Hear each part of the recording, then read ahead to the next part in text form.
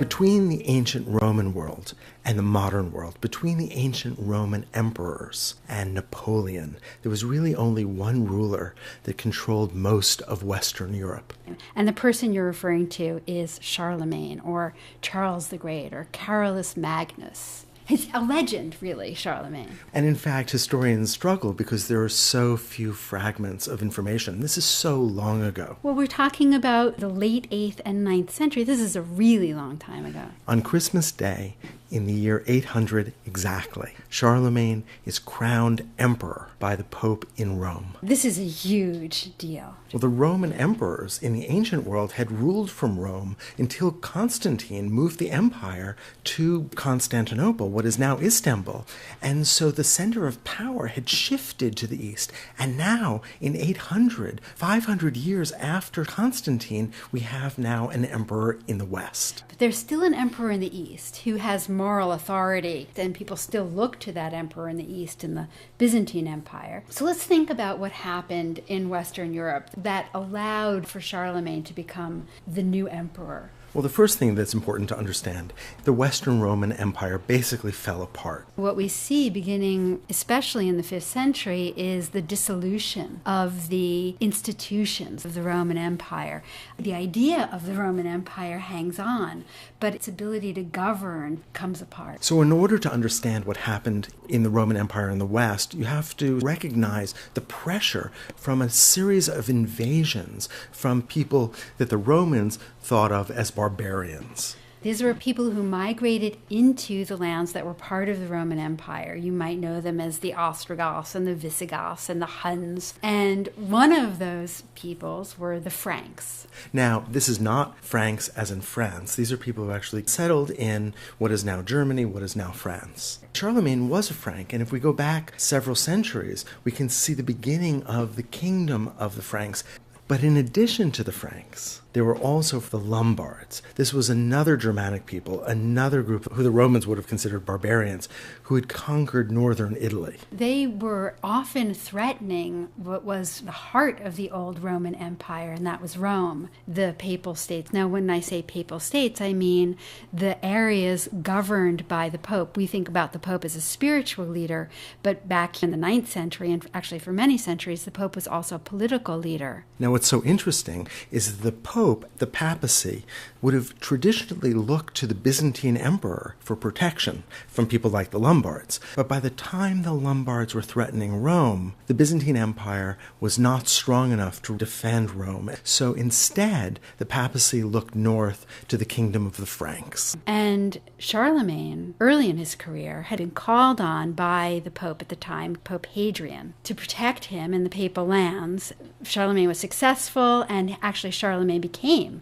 king of the Lombards. So this dependence between the papacy and the king of the Franks started with Charlemagne's father, Pepin, who was given the authority to rule by the Pope. So there's this really interesting reciprocal relationship between the Pope in Rome and this Frankish king, Charlemagne, and his father. And that is that the Pope is getting military protection, and at the same time, he's offering a kind of legitimacy. But what ends up happening is that you have two very powerful figures in Western Europe, and there will be a contest between these two offices, later what will become the Holy Roman Emperor and the Pope, actually for centuries to come. But back to the story. Okay, so to recap, we have the Byzantine Empire in the east. We have the Pope ruling from Rome over the Papal States in central Italy. We have Charlemagne, who's the king of the Franks, ruling over a very large area encompassing largely what is now France, what is now Germany, and northern Italy. But then surrounding all of these players in the east, in North Africa to the south, and even in the majority of Spain, you have Islam, which is advancing quickly. So in order to understand how it is that this barbarian, this king of the Franks, Charlemagne, is crowned as the emperor in 800, we have to go back 1 year earlier, back to 799. In 799, the Pope in Rome was Leo III, and he was not a particularly strong pope. Part of the problem was that he did not come from one of the traditional, powerful, aristocratic families in Rome. Two men, officials in the church, accused Pope Leo III of very serious charges, and they ambushed him and had the intention of actually hurting him. They were going to gouge out his eyes and cut off his tongue. In fact, according to some accounts, they did, and somehow they were miraculously restored. So there was a question. How would this issue of the Pope being accused of these serious crimes be resolved? The way to do that was to go to Charlemagne. Right. Remember, Charlemagne was the real power in the region. He had ousted the Lombards, and he was in control of northern Italy. In order for them to put another pope on the throne of St. Peter, they needed Charlemagne's agreement. So we're not quite sure how this happens. But it seems likely that some of Charlemagne's emissaries in Rome made it possible for the Pope to be released and to have an audience with Charlemagne in the north. Interestingly, Charlemagne, he was a brilliant politician, sent everybody back to Rome for a kind of hearing. Pope Leo III declared his innocence on oath, and the people who accused him were exiled, and Leo III was established legitimately on the throne of St. Peter's as Pope. So when Charlemagne enters into St. Peter's Basilica on Christmas Day in the year 800, and Pope Leo III puts the crown of the emperor on his head, we know that everybody is getting a good deal. The King of the Franks has become an emperor, and of course Leo is cementing his bond with his protector. Obviously, the two men needed each other. And in fact, Leo III, when he was first made Pope a few years earlier, he sent Charlemagne the keys to the relics of St. Peter and the banner of the city of Rome. All of Europe was being realigned.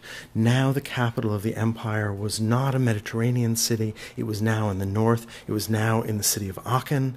And so we see this important shift as focus moves from the eastern Mediterranean to the north of Europe, and we begin to see the outlines of the modern Europe that we know today. Now, Charlemagne was not just a brilliant warrior and politician, but also was a very serious reformer and began what some historians call the Carolingian Renaissance. The word Carolingian refers to the reign of Charlemagne and his successors. This is no Renaissance on the scale of the Renaissance that will happen in the 1400s in Italy and Northern Europe, but it is a small flowering, a renewal, a looking back to the traditions of ancient Rome, particularly looking back to the time of Constantine, the first Christian Roman emperor. The West now had a Christian emperor who, in the West, was establishing a Christian empire.